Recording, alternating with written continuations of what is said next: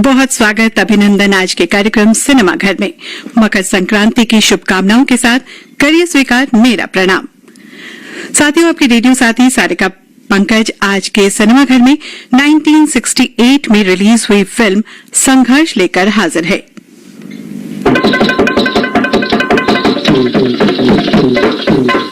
कार्यक्रम सिनेमा घर में हम 1940, 50, 60 और 70 दशक की फिल्मों की बनावट, उसके एक एक धागे का परिचय, पात्रों के नाम, उसके गीत के साथ अपने शब्दों में पूरी कहानी को बुनकर आप तक लाते हैं।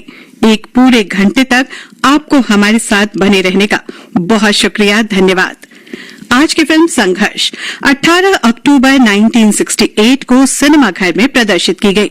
एच.एस. रवेल यानी हरनाम सिंह रवेल द्वारा प्रोड्यूस्ड एंड डायरेक्टेड फिल्म की कहानी एक बेहद कठोर विषय पर बनी है। दरअसल ये कहानी प्रेरित है आदरणीय महाश्वेता देवी की बांग्ला में लिखी एक लघु कहानी लाइली आशमनेर आईना पर। होली सिटी के नाम से जगत विख्यात प्राचीन बनारस की एक काल्पनिक कथा है। ठग और उसके वंशानुगत परंपरा को जीवित रखने के जद्दोजहद पर आधारित है पूरी फिल्म। अभिनेताओं की बात करें तो जैसे मेला लगा हो, आप किन्हें देखें किन्हें नहीं।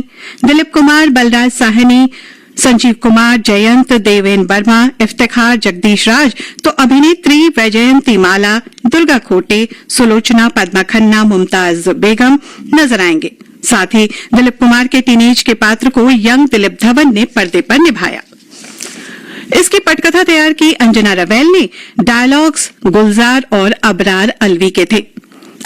अगर बात करें इस फिल्म को बनाने वाले हरनाम सिंह रवेल की, तो सबसे पहले ये कि एच.एस. रवेल राहुल रवेल के पिताजी थे, जिन्होंने 1940 से ही फिल्में बनानी शुरू कर दी थी। पतंगा 1949 में, वही जिसमें गीत था पिया गए रंगून। 1959 में राजकुमार, मेरे महबूब 1963, महबूब की मेहंदी 1971, लैला मजनू 1976 में जैसी रोमांटिक फिल्मों के लिए उन्हें जाना गया, मगर संघर्ष बनाकर उन्होंने क्लासिक फिल्म की सूची में बतौर निर्माता निर्देशक अपना नाम दर्ज करवा दिया। वैसे संघर्ष के असिस्टेंट डायरेक्टर को भी आप सब बखूबी जानते हैं, राकेश रोशन। आपने संघर्ष में एच.एस. रवेल को असिस्ट किया था और एच.एस. रवेल के पोते भरत रवेल ने यश चोपड़ा को वर्ष 2012 में जब तक है जान के लिए असिस्ट किया। मतलब जिन फिल्मों को हम पर्दे पर देखते हैं, उन्हें बनाने सजाने वाले न जाने कितने लोग होते हैं। कुछ सीखते हैं तो कुछ सिखाते हैं, पर इन कड़ियों के जुड़ने में बहुत सारा परिश्रम और प्रेम लगता है। तभी तो हम एक से बढ़कर एक फिल्में देखते हैं। इस फिल्म के लिए रवेल साहब को Bengal film journalists association award मिला था वर्ष 1968 में 32वां वार्षिक पुरस्कार। कहते हैं ये आसान नहीं होता। संगीत एक बेहद इम्पोर्टेंट हिस्सा रहा है इस फिल्म का। यह अलग बात है कि बी.आर. चोपड़ा ने बिना गीत के भी फिल्में बनाई हैं, मगर उसके बाद फिर कभी किसी और सिनेमा घर में। आज की फिल्म में 6 गीत हैं, जिन्हें सबसे अधिक डिमांडेड हिट गीतकार संगीतकार जोड़ी शकील बदायनी और नौशाद ने बनाया और सजाया। इसके गीतों को जब आज भी सुनते हैं, तब आप स्पष्ट सुन सकते हैं कि उत्तर प्रदेश की कहानी होने के कारण क्षेत्रीय संगीत और इंस्ट्रूमेंट्स का इस्तेमाल किया गया है, ताकि वो फील, वो टच गीतों में मौजूद रहे। और आज 50 से कहीं अधिक वर्ष बीत जाने के बाद भी ये कितने प्रासंगिक है। इसका ये गीत जो अक्सर समाचारों में हम वायरल या अपनी बात रखने के लिए मशहूर लोगों द्वारा इस्तेमाल किया जाता रहा है, ऐसा सुनते रहे हैं।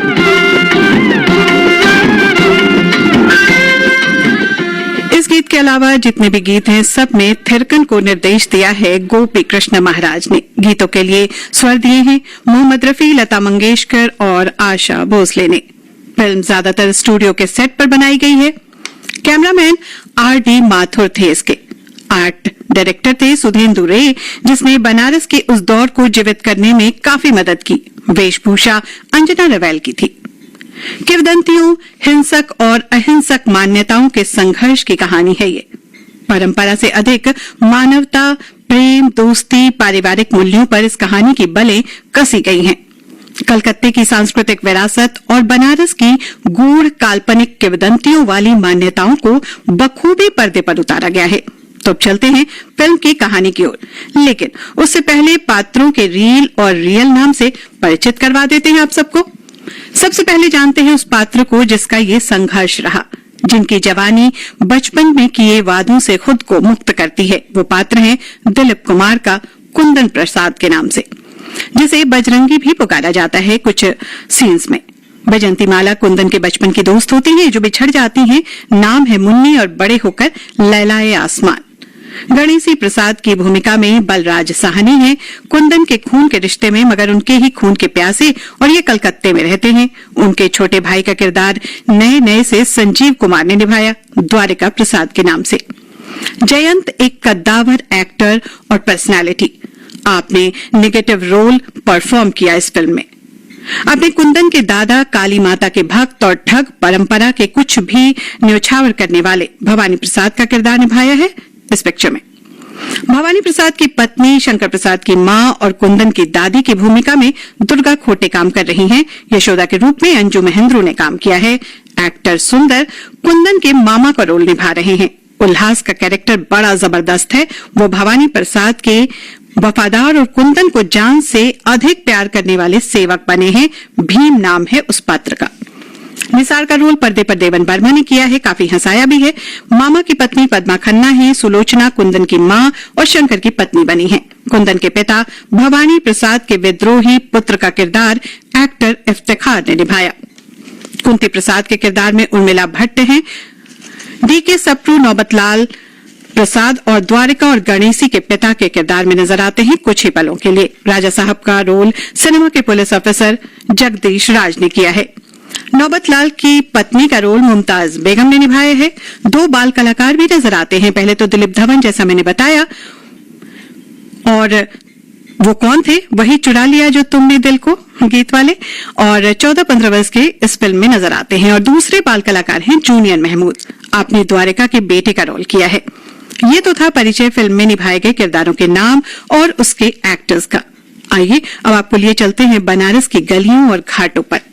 कास्टिंग आरंभ होता है। नीले पार्श्व पर सुर्ख लाल रंग से यूनाइटेड प्रोड्यूसर प्रदर्शित लिखा हुआ सामने आता है।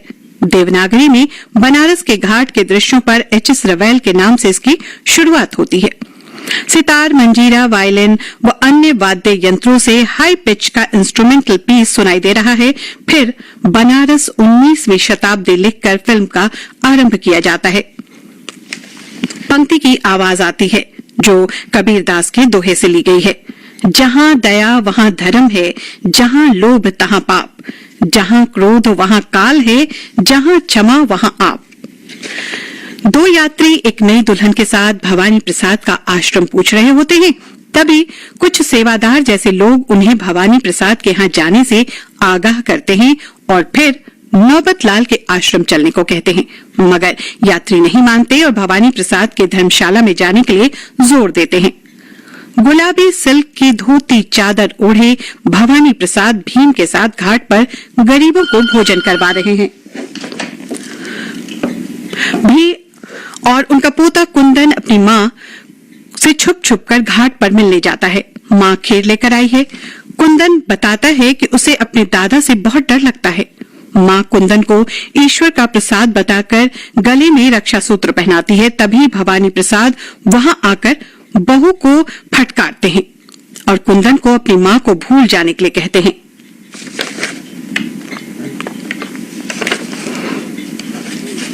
दरअसल भवानी प्रसाद काली के उपासक और चोला पहने ठग परंपरा से वैभव व ताकत का व्यापार करते हैं। लोग उन्हें धर्मात्मा समझते हैं, मगर वास्तविकता में वो बेहद क्रूर व्यक्ति हैं जिन्होंने अपनों को ही सबसे अधिक धोखा दे रखा है। इधर उमा, शंकर की पत्नी, कुंदन की मां घर पहुंचती है रोती बिलखती हुई। सास, जो कि रिश्ते में कुंदन की दादी और भवानी प्रसाद की पत्नी है, उसके समक्ष खूब रोती है। पति शंकर, जो कि अपने पिता के साथ नहीं रहता बल्कि शरीफों की तरह बर्तन की एक छोटी सी दुकान चलाता है, अपने पिता की परंपरा का वाहक बनने से बहुत पहले वो इनकार कर चुका है। वो अपनी पत्नी का दुख देखकर उसे समझाता है कि कलेजे पर पत्थर रख लो। कुंदन की मां कहती है कि पुत्र को ईश्वर छीन ले तो संतोष भी हो जाता है। जीता जागता बेटा किसी जल्लाद, और अभी ये बोल ही रही होती है और उसकी बात उसके मुंह ही रह जाती है, क्योंकि सामने भवानी प्रसाद आ खड़ा होता है। उसकी पत्नी बीच में आती है अपनी बहू के बचाव के लिए। तब भवानी प्रसाद कहता है, मेरे बेटे पर जादू चलाकर अपने पिता से उसे दूर कर दिया, तो भुगते अपने बेटे का विछोह। उधर घाट पर कुंदन रो रहा होता है तो उसकी दोस्त मुन्नी, छोटी सी बच्ची, उसे बहलाती है। मुन्नी को एक औरत उसी वक्त देखती है और स्थानीय व्यक्ति से जानकारी लेती है कि इस बच्ची का कोई अपना है या नहीं, मैं इसे गोद लेना चाहती हूँ। मुन्नी अनाथ है, उसके माता पिता गंगा में डूब गए थे और उसे जिस बूढ़े ने बचाया था वो खुद ही उसकी चिंता में रहता है। अगले दृश्य में भवानी प्रसाद उसी यात्री परिवार से अपनी धर्मशाला में मिलता है जिसमें पति के साथ उसकी नववधू गहनों से लक तक लदी हुई होती है। भवानी प्रसाद की नजर उसके गहनों पर होती है। उधर मुन्नी को वो औरत गोद ले लेती है। मुन्नी के पालक पिता को ढेर सारे पैसे और मुन्नी को एक झूठी कहानी देकर कि वही उसके माता पिता हैं। मुन्नी एक तारा लेकर कुंदन को कहती है कि मैं अब अपने माता पिता के साथ कलकत्ते जा रही हूँ, बड़ी हो जाऊंगी तब आऊंगी, इस एक तारे को संभाल कर रखना। कुंदन पर नौबतलाल के दोनों लड़के तभी हमला कर देते हैं। तीनों एक ही उम्र वय के होते हैं। भीम कुंदन को किसी तरह बचाता है। नौबतलाल अपने बेटों को शाबाशी देता है। ये अपने पुश्तैनी दुश्मनी को समय समय पर हवा देते ही रहते हैं। भवानी प्रसाद नौबतलाल के घर जाकर धमकाता है उसे। नौबतलाल की पत्नी बीच बचाव करती है, उन्हें खून के रिश्ते की दुहाई देती है। भवानी प्रसाद नौबतलाल की पत्नी को कहता है, बहू, मैं तो दिल से चाहता हूँ कि तुम्हारा सुहाग बना रहे, मगर इस मूर्ख को समझाओ। भवानी प्रसाद कुंदन को दीक्षा देने की तैयारी कर रहा होता है। घाट पर उसी यात्री परिवार के मुखिया को अपने बेटे बहू को दान करने का संकल्प करवाता है, फिर मूल मुद्रा में देकर वापस करने का सुझाव भी। जब बहू के सारे गहने का मूल चुकाने की बात आती है तो जो सारी भीड़ वहां उपस्थित थी वो सब भवानी प्रसाद के आदमी हैं। ये देखकर वो यात्री जोड़ा घबरा जाता है। भवानी प्रसाद जो ही कटार लेकर उस यात्री की तरफ बढ़ता है, कुंदन घबरा कर वहां से भाग खड़ा होता है। दादा उसे रास्ते में पकड़कर अपनी बातों में स्पष्ट करते हैं कि यह ठग की परंपरा है, तुम्हें इसका निर्वहन करना ही पड़ेगा। मैं तुझे अपना जानशी बनाने लाया हूँ। गए देर रात शंकर कुंदन का पिता और भवानी प्रसाद का बेटा आश्रम बेटी से मिलने चुपचाप से आता है, मगर शंकर को वहां से अगवा कर लिया जाता है। इधर घर पर मां और पत्नी परेशान हैं कि शंकर को ढूंढ रहे हैं। भवानी प्रसाद अपने बेटे को ढूंढते हुए घर पर आकर पड़ताल करता है तो पत्नी बताती है कि शंकर घर नहीं आया कल रात से। भवानी प्रसाद बहू और पत्नी को आश्वस्त कर ही रहा होता है कि वहां नौबतलाल आता है। भवानी प्रसाद उससे तकरार करता है। तभी नौबतलाल शंकर के खून से सनी चादर को उसकी पत्नी को दिखाता है। मां अपने बेटे के चादर को पहचानती है। तब नौबतलाल कहता है कि ये बाप ही बेटे का कातिल है। भवानी प्रसाद कहता है कि बकता है शंकर की मां। नौबतलाल आगे कहता है कि भवानी प्रसाद के गुंडों ने उसकी लाश तक को जलाकर खाक कर डाला। शंकर की मां और पत्नी चादर लिए बिलखते रह जाते हैं। नौबतलाल भवानी प्रसाद को धमकाता है, मैं सारे बनारस को तेरे जानशी तेरे पोते को बताऊंगा कि तू अपने ही बेटे का हत्यारा है। अगले दृश्य में नौबतलाल नदी में स्नान करने आता है। वहां पहले से घात लगाए एक हत्यारा उसकी कत्ल कर देता है। कुंदन को भवानी प्रसाद ऐसा दिखाता है कि उसके पिता के हत्यारे नौबतलाल को मारकर भवानी प्रसाद ने बदला लिया है। इधर कुंदन जब इस दुख में मां के पास जाता है तब तक मां भी अपनी 2 संतान और सास के साथ कहीं दूर रहने चली जाती है। अगला दृश्य जिसमें कटार से अंगूठे पर दाह लगाकर गणेशी जो अब बड़ा हो चुका है माथे पर तिलक करता है। साथ में उसका भाई द्वारिका भी है। ये दोनों अपने पिता नौबतलाल की तस्वीर के सामने खड़े हैं। इधर मुन्नी जो कि एक सुंदर युवती में ढल चुकी है, युवक कुंदन के सामने खड़ी है। मुन्नी तो कुंदन को पहचान जाती है, मगर क्या कुंदन मुन्नी को पहचान पाता है? जानेंगे इस ब्रेक के बाद।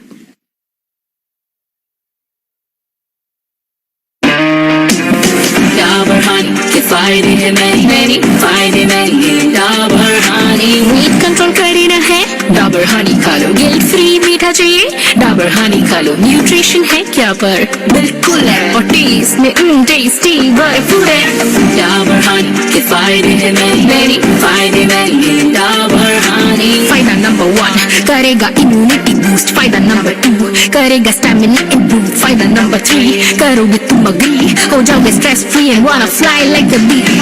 डाबर हनी के फायदे हैं मेरी फायदे में डाबर हनी।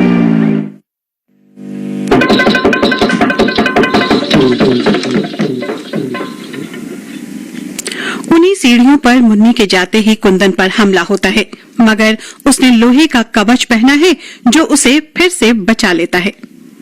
भवानी प्रसाद पूछता है, किसका हो सकता है ये खंजर? कौन था वो? कुंदन कहता है, होगा कोई, भूल जाइए उसे दादा। भवानी प्रसाद फिर कहता है, ऐसा सिर्फ मेरा जानशी नहीं कर सकता। कुंदन कुर्ते के बाजू ठीक करता हुआ कहता है, जानशी भी आपने बनाया है दादा, और शत्रु भी आपने ही दिए हैं, सब आपकी ही देन है। आए दिन किसी की बहन का सुहाग उजड़ता है, बच्चे अनाथ बनते हैं और दिन ब दिन हमारे शत्रु बढ़ते ही जाते हैं। भवानी प्रसाद सख्त लहजे में कहता है, उन्हीं के शत्रु बढ़ते हैं जिनकी शक्ति बढ़ती है। कुंदन विरोध करता है, लेकिन ये अत्याचार है दादा, ये पाप है। आपका ये धर्म जिसमें न जाने कितने ही मासूमों की आहुति देनी पड़े, मैं इस धर्म को अपना नहीं सकूंगा दादा। भवानी प्रसाद कुंदन की बाजू से पकड़ के फिर कहता है, तुम्हें अपनाना होगा, जिसे तुम पाप समझते हो बड़ी शक्ति है उसमें। एक बार उसमें बंध गए तो छुटकारा नहीं मिलेगा, देख लेना, मरते मरते उस बंधन में जकड़ जाऊंगा तुम्हें। कुंदन उतनी ही शांति से आंखों में आंखें डालकर कहता है, सिर्फ प्रेम के बंधन को मानता हूं दादा, मुझे उसी में जकड़ रखा है आपने, वरना कब का चला जाता, सब छोड़ गए आपको। सिर्फ अब मैं हूं, एक मैं हूं जो इस सुनसान हवेली में आपका साथ दिए जाता हूं दादा। न जाने किसका श्राप है ये, जो माँ दादी भाई बहन सब अलग अलग हो गए। ये ऊंची दीवारें जिन पर आठों पहर सन्नाटा सा छाया रहता है। दादा भवानी प्रसाद कुंदन से कहते हैं, इस सन्नाटे को दूर करूंगा। आज घाट पर तुम्हारे लिए लड़की देखी है, जल्दी ही यहाँ शहनाई बजेगी, अप्सरा है, चांद है, वो तेरे मन के अंधेरे को मिटा कर रख देगी। कुंदन वहां से निकल जाता है। मुन्नी एक बार फिर उसकी आवाज सुनकर उस ओर बढ़ती है जहां कोई और नहीं, कुंदन है।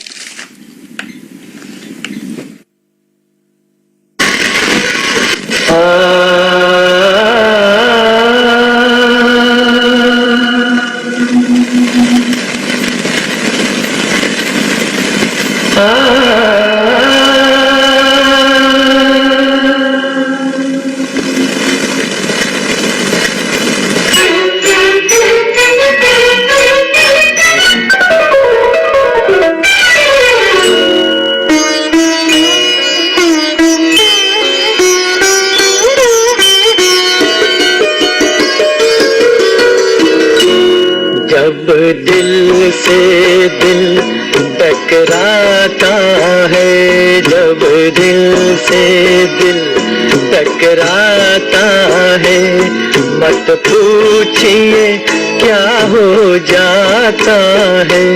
झुकती है नजर, रुकती है जुबान, माथे पे पसीना आता है, जब दिल से दिल टकराता है।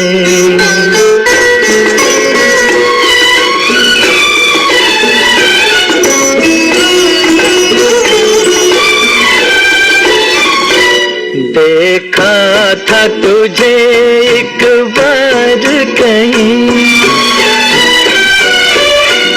उस दिन से अभी तक होश नहीं, उस दिन से अभी तक होश नहीं। फिर इश्क ने करवट बदली है, फिर सामने तू है महाजबी। अब देखिए क्या क्या रंग नए, दीदार तेरा दिखलाता है, जब दिल से दिल टकराता है।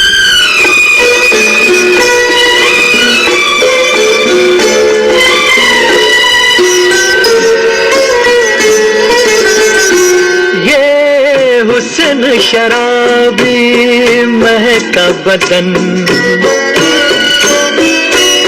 और उस पे तेरा ये भोलापन, तेरी भी उम्मीदें जागी हैं, कहती है तेरे दिल की धड़कन।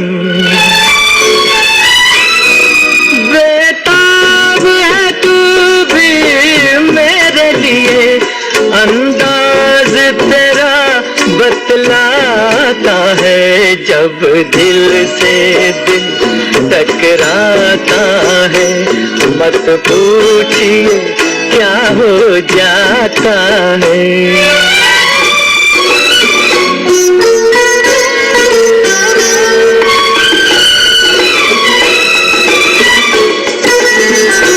मुखड़ा न छुपायूं हाथों से,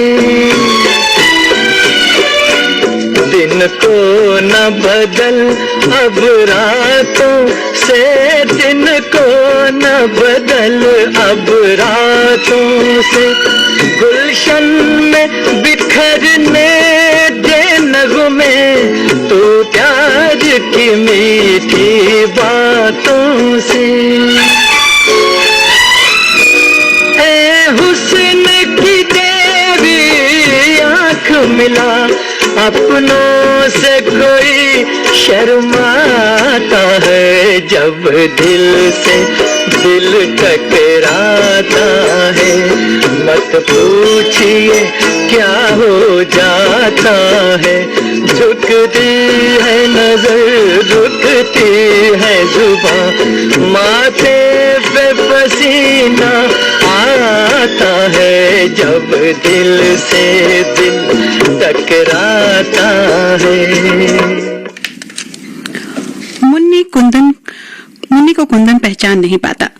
कुंदन की बहन यशोदा का विवाह है, उसके मामा उसे भवानी प्रसाद से अनुमति लेकर ले जाने आए हैं, मगर भवानी प्रसाद को नहीं बुलाया, इसलिए वो नाराज हैं। और ज्यों ही ये खबर कुंदन को मिलती है, वो बहुत खुशी से जाने को तैयारी करता है। भवानी प्रसाद पूछता है, क्या मेरी आज्ञा जरूरी नहीं? कुंदन जवाब देता है, आप ऐसी कोई आज्ञा न दीजिएगा जिसे मैं न कर पाऊं। कुंदन नौबतलाल के बेटे गणेशी और द्वारिका को शादी में आने का न्योता भीम से भिजवाता है। गणेशी खुद कारोबार की वजह से नहीं जा पाता, मगर द्वारिका को भेजने की सहमति देता है। निसार मियां गणेशी को किसी हसीना की तारीफ करता है, जिससे मिलने गणेशी उसके कोठे पर पहुंचता है। लैला एवं आसमान नाम दिया गया था उसका नवाब वाजिद अली शाह द्वारा। गणेशी कुंदन को शिकार बनाना चाहता है, इसलिए लैला के पास आया है।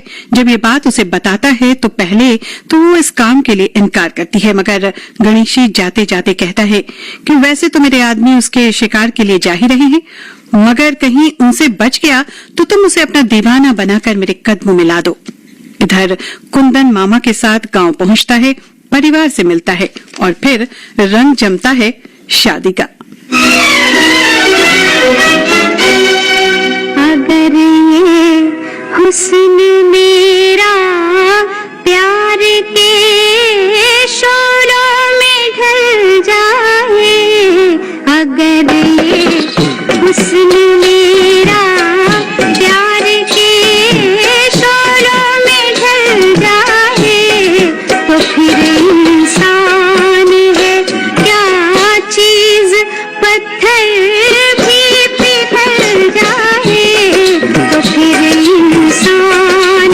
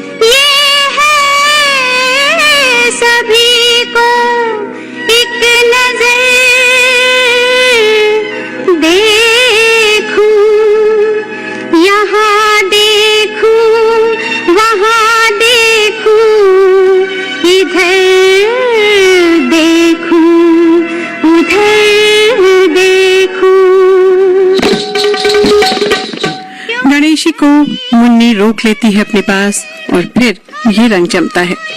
मुझे अपना समझता है, अगर मैं एक तरफ देखूं तो दीवानों में ढल जाए। अगर ये हुस्न मेरा प्यार के सोलों में ढल जाए, तो फिर इंसान है क्या चीज, पत्थर भी पिघल जाए, तो पत्थर भी पिघल जाए।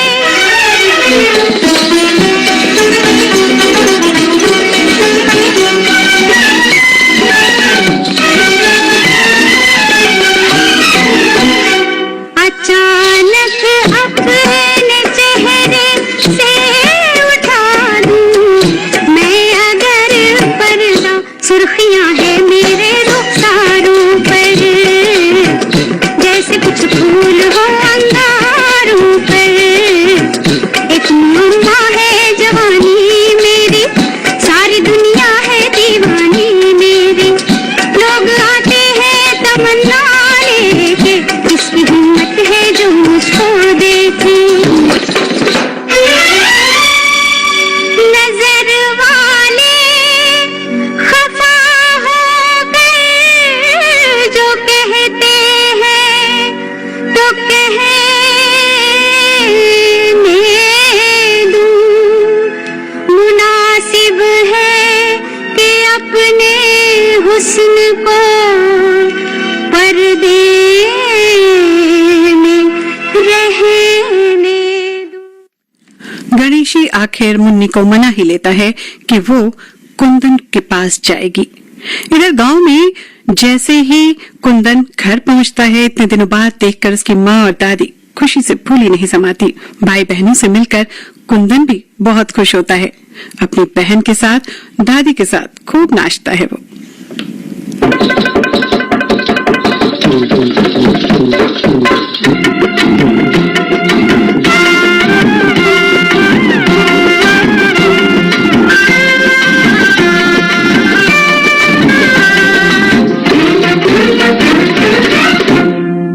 दिल पाया अलबेला मैंने, तबीयत मेरी रंगीली है। आज खुशी में मैंने भैया थोड़ी सी भंग पी ली।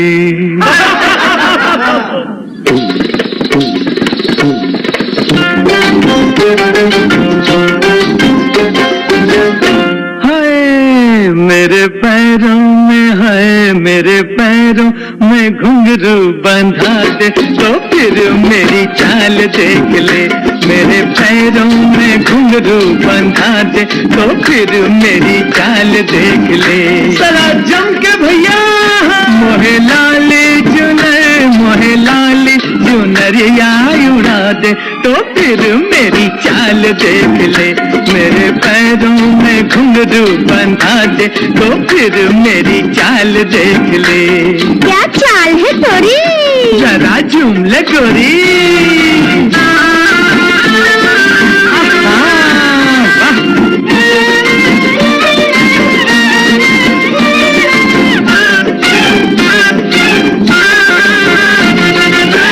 हाले डोले किसी की नथनी, झूमे किसी का झुमका।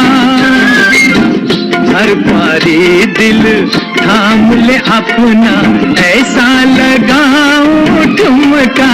कैसे भला? ऐसे जब हो किसी की ब्याह सगाई, मेरी जवानी ले अंगड़ाई, मेरी जवानी ले अंगड़ाई। कोई मेरी हाय हाय, कोई मेरी भी शादी करा दे, तो फिर मेरी चाल देख ले। मेरे पैरों में घुंघरू बंधा दे, तो फिर मेरी चाल देख ले।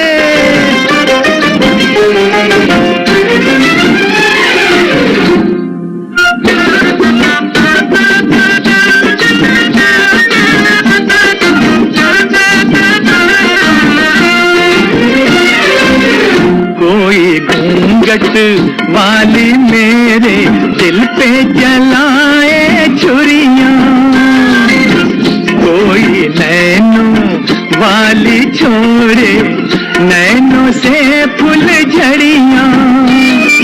रूप है लाखों और एक दिल है, आपे में रहना भी मुश्किल है, आपे में रहना भी मुश्किल है। कोई अखियों हाय हाय कोई अखियों से दारू पिला दे तो फिर मेरी चाल देख ले। जरा नैन मिला के, जरा दिल लगा के।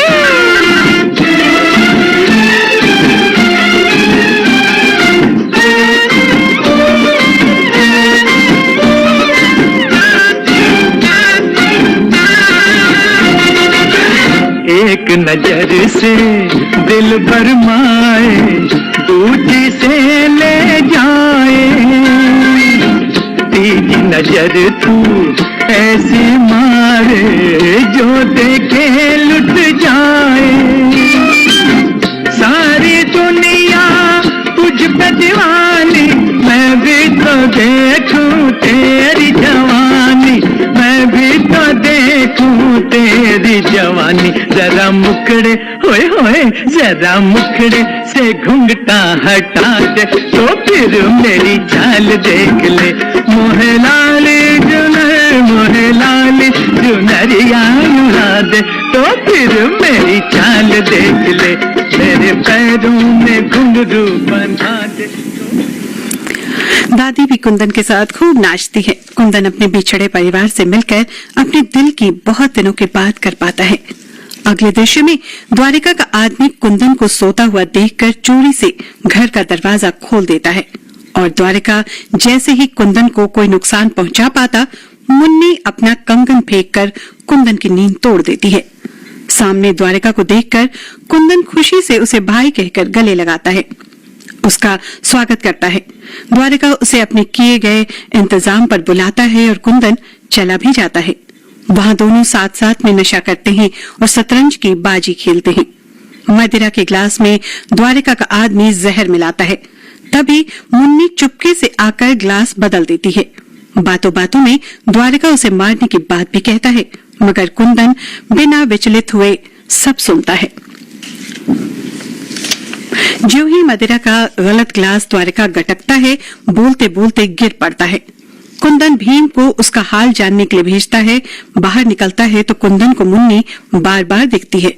जब सच में सामने मुन्नी आती है तो द्वारिका कहता है, इस बार आई हो तो जा नहीं पाओगी, नाम पता सब बताना ही होगा सब कुछ। मुन्नी उसी एक तारे को लेकर बताती है जो बचपन में कुंदन बजाता था और मुन्नी नाचती थी। तब कुंदन पूछता है, तुम मुन्नी हो क्या? मुन्नी कहती है, हाँ मैं मुन्नी ही हूँ। इधर द्वारिका का इलाज करवाया जाता है, जहाँ वैद्य बताते हैं कि द्वारिका को जहर दिया गया है। उसे ठीक करवाता है कुंदन और फिर यशोदा का विवाह होता है। यशोदा की विदाई हो जाती है। द्वारिका एक बार फिर कुंदन से मिलकर विदा लेने आता है। कुंदन कहता है, तुम आए इसके लिए हम सब बड़े आभारी हैं। अब जाते हुए कोई क्लेश मत ले जाना। द्वारिका कहता है, कोई क्लेश नहीं, बरसों से एक प्यास है मन में जो किसी दिन बुझानी है। कुंदन कहता है, मेहमान प्यासा लौट रहा है, इस बात का दुख रहेगा मन में। द्वारिका कहता है, बनारस में रुकूंगा भी, वहां इंतजार कर रहा हूं तुम्हारा। कुंदन उसे माला पहनाकर कहता है, वहां भी कोई कमी न रहेगी सत्कार में मेरी ओर से। द्वारिका गांव से जाने से पहले लैला आसमान से मिलकर कुंदन को फांस कर बनारस लाने के लिए कहता है।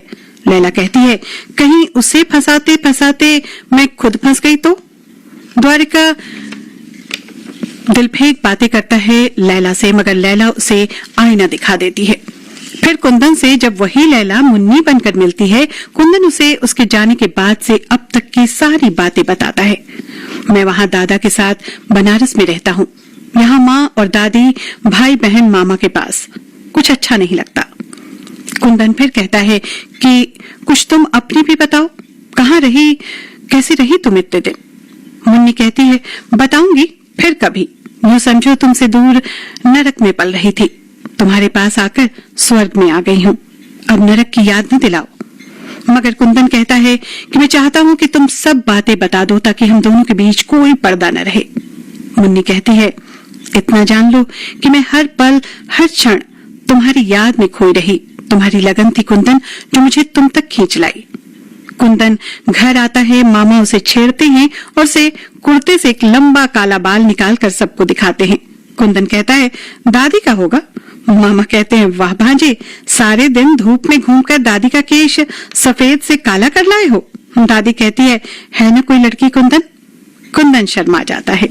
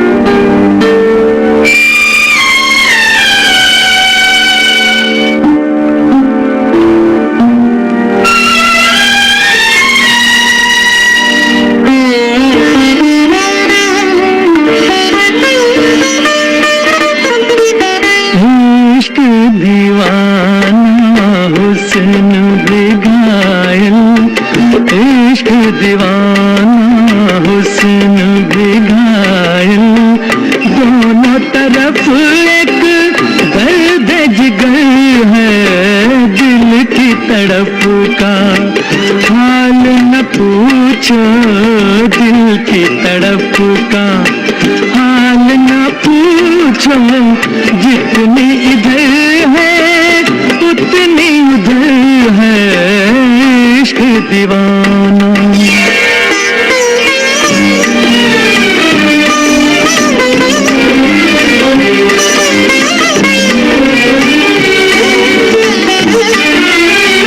अपने फसाने दिल के तराने, या तुम समझो या हम जाने, तुमको हमारे दिल का पता है, हमको तुम्हारे दिल की खबर है। इश्क दीवाना हुस्न भी घायल, इश्क दीवाना।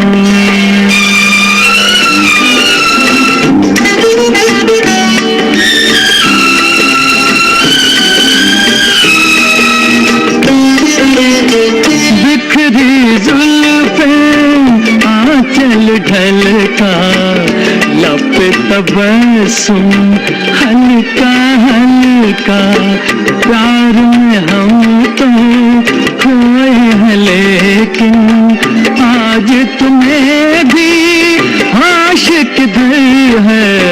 दिल की तड़प का हाल न पूछो, दिल की तड़प का हाल न पूछो, जितनी इधर है उतनी उधर है इश्क दीवाना।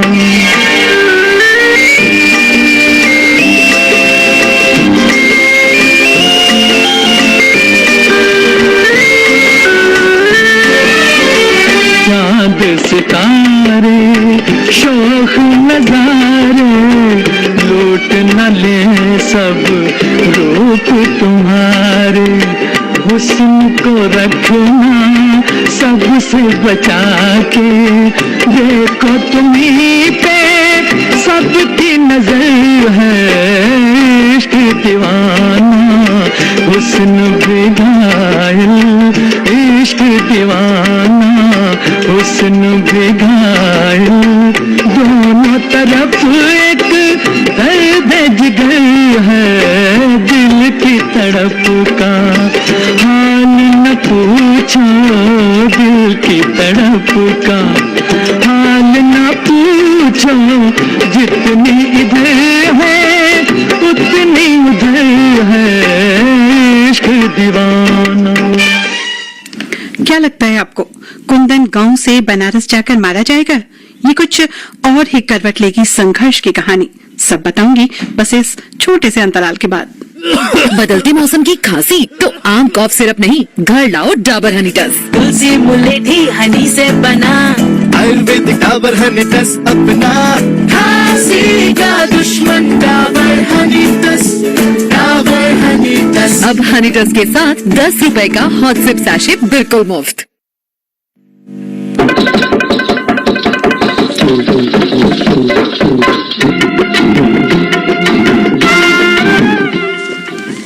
इधर गणेशी लैला के कोठे पर पहुंचता है, जहां निसार लैला की सेविका से बातें कर रहा होता है, या यूं कहिए कि दिलजोई कर रहा होता है। गणेशी कहता है कि लैला के बिना चैन नहीं, बस वो वापस आ जाए, एक बार उसे दुल्हन बनाकर नई हवेली ले जाएंगे। इधर गांव में वही लैला को कुंदन घर लाता है। दादी और माँ उसे देखकर दंग रह जाती हैं। कुंदन की माँ कहती है, बेटी तू आ गई है ना, मैं अब ठीक हो जाऊंगी। तू हमारा उद्धार करने आई है, बस एक सुख मिल जाए, मुझे मेरा बेटा मिल जाए। दादी कहती है, बेटी तुम्हारे कारण कुंदन अब तक बनारस नहीं लौटा, तुम हमारे पास ही रहो, फिर सदा कुंदन हमारे साथ रहेगा। तुम्हें रानी बनाकर रखेंगे, कह दो ना बेटी। कुंदन की माँ आगे कहती है, यशोदा को विदा किया है, तू मेरी बेटी बनकर आई है तो बस हाँ कह दे बेटी। मगर अपनी सच्चाई लैला जानती है। वो पांव में गिरकर माँ से कहती है, कैसे कहूँ मैं हाँ माँ जी। तभी भवानी प्रसाद वहां आ पहुंचता है और उसकी सच्चाई बताता है। ये भी बताता है कि द्वारिका इसे यहाँ छोड़कर गया है, तुम्हें अपने मुहजाल में फांसकर शत्रुओं के हवाले करने के लिए। कुंदन दादा से कहता है, बस कर दीजिए दादा, कहीं मैं भी ऐसी कोई बात न कह दूं जिससे आपके मान को ठेस पहुंचे। लेकिन आपको भी अधिकार नहीं दूंगा कि इस तरह आप मुन्नी का अपमान करें। गंगा समान पवित्र लड़की पर कीचड़ न उछालें।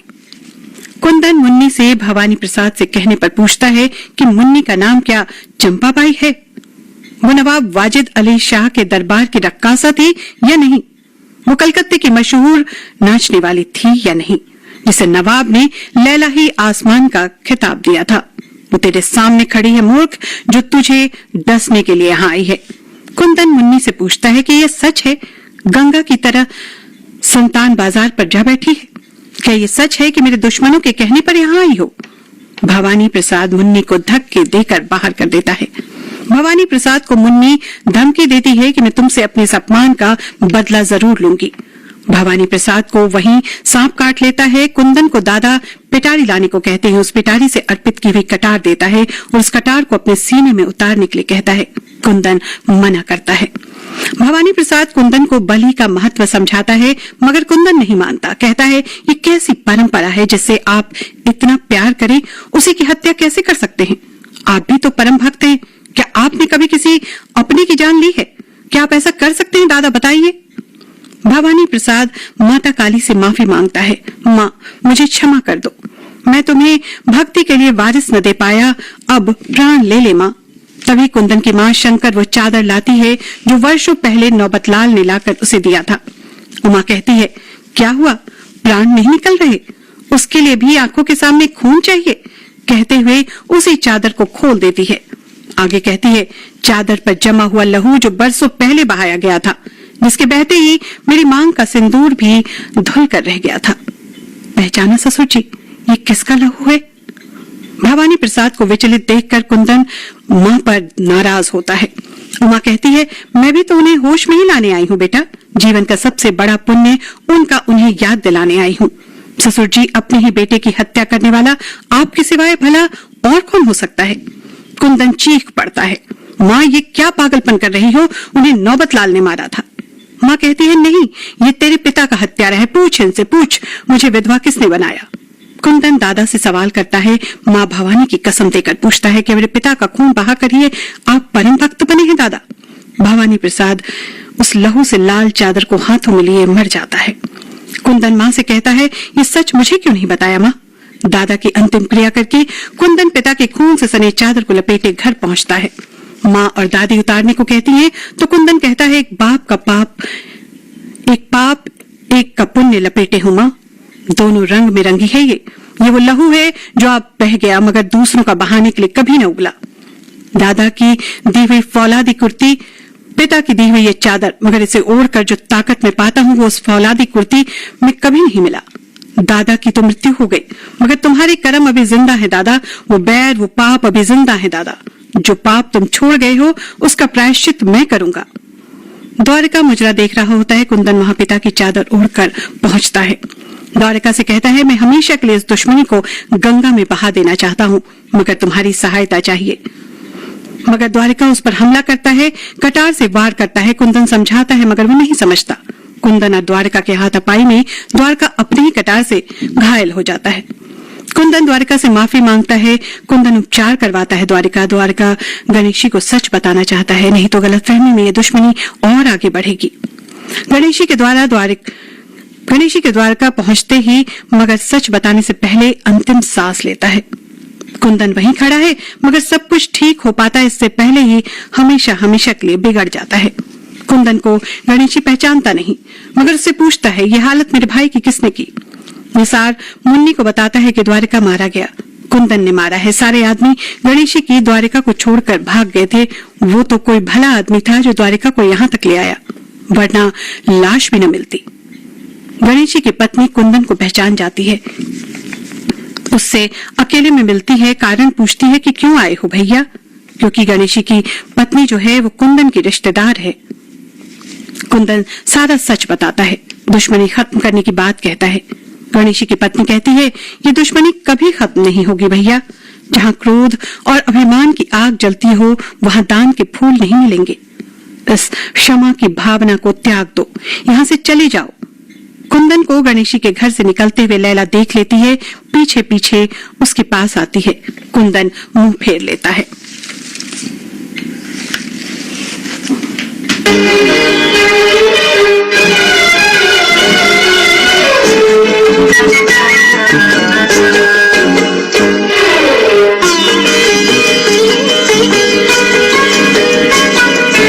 मेरे पास आओ नजर तुम मिलाओ, मेरे पास आओ नजर तुम मिलाओ।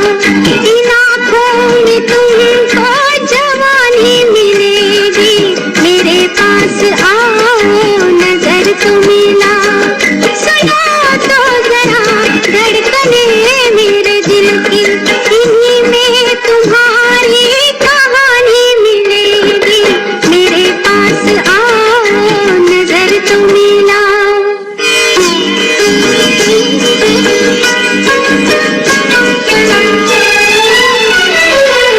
मेरे थरथराते हुए इन लबों पर तुम्हारा ही कोई तराना मिलेगा, मेरी बहकी नजरों में, मेरी बहकी नजरों में खोई हुई सी तुम्हारी ही कोई निशानी मिलेगी, मेरे पास आओ नजर तुम मिलाओ। सुनो तो जरा धड़कने मेरे दिल की, इन्हीं में तुम्हारी कहानी मिलेगी, मेरे पास आओ नजर तुम मिलाओ।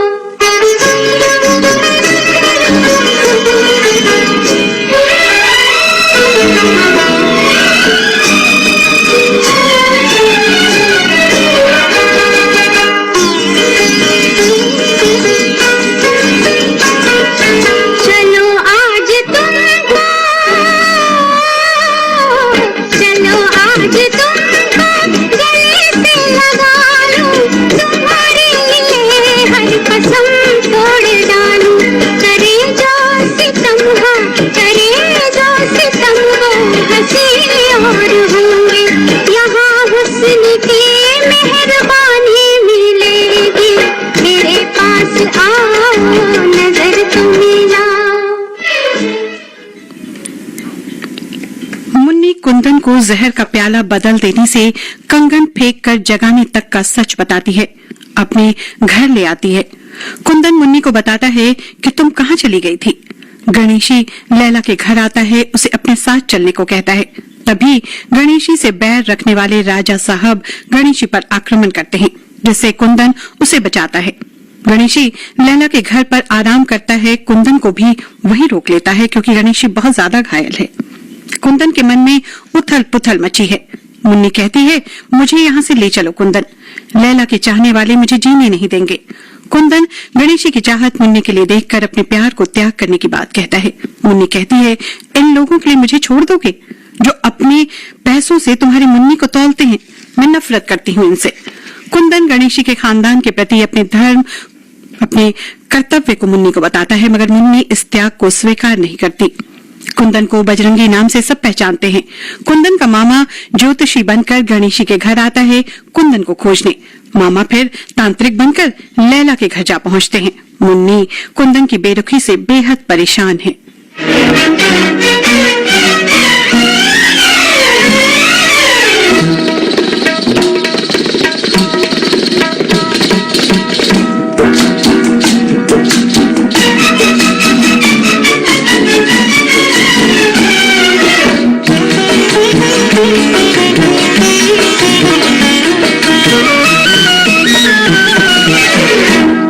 तस्वीरें मोहब्बत थी जिसमें हमने वो शीशा तोड़ दिया, तोड़ दिया, तोड़ दिया। हमने वो शीशा तोड़ दिया, तोड़ दिया, तोड़ दिया। हंस हंस के जीना सीख लिया, घुट घुट के मरना छोड़ दिया, छोड़ दिया, छोड़ दिया। घुट घुट के मरना छोड़ दिया, छोड़ दिया, छोड़ दिया।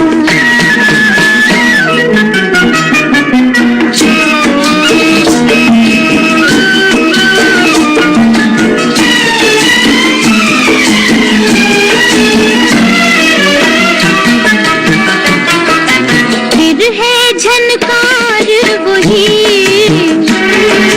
फिर है बाजार वही, फिर हंसी शाम वही, फिर मेरा काम वही, फिर हंसी शाम वही, फिर मेरा काम वही। या दिल के टुकड़े कर डाले, या दिल को दिल से जोड़ दिया, जोड़ दिया, जोड़ दिया। या दिल को दिल से जोड़ दिया, जोड़ दिया, जोड़ दिया।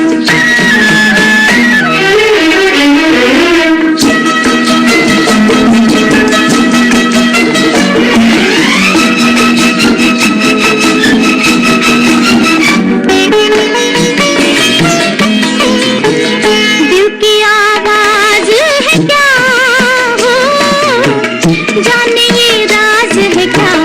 दिल की आवाज है क्या, जाने ये राज है क्या? आज समझे तो कोई, हमसे पूछे तो कोई, हमसे पूछे तो कोई। भीम गणेशी के हाथ लग जाता है। उस पर जुल्म की सारी हदें तोड़ देता है गणेशी, मगर भीम कुंदन का पता नहीं बताता। मुन्नी भीम को वहां से कुंदन की सहायता से आजाद करवाती है। मुन्नी के कान की बूंदें भीम को के कैद वाले स्थान से मिलते हैं। गणेशी मुन्नी से कुंदन का पता मांगता है। मुन्नी गणेशी को सच बताती है कि वो कुंदन से प्यार करती है। गणेशी मुन्नी पर हाथ उठाता है। कुंदन उसी वक्त सामने आ जाता है।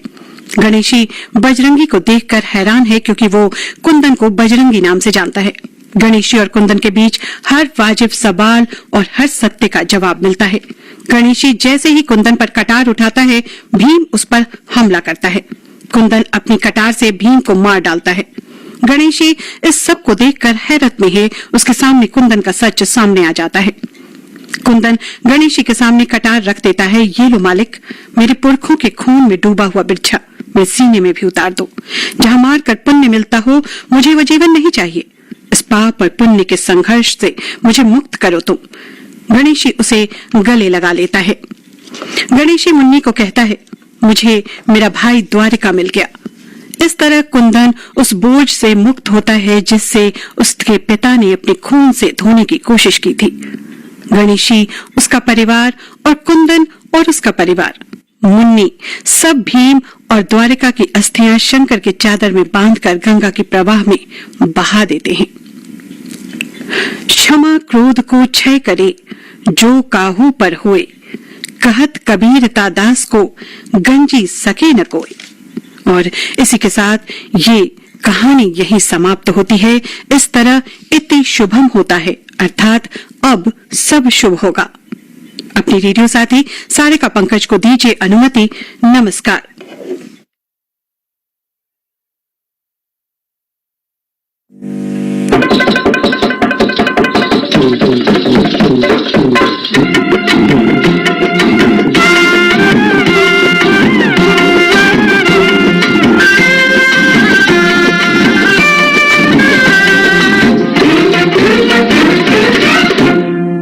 दिल पाया अलबेला मैंने,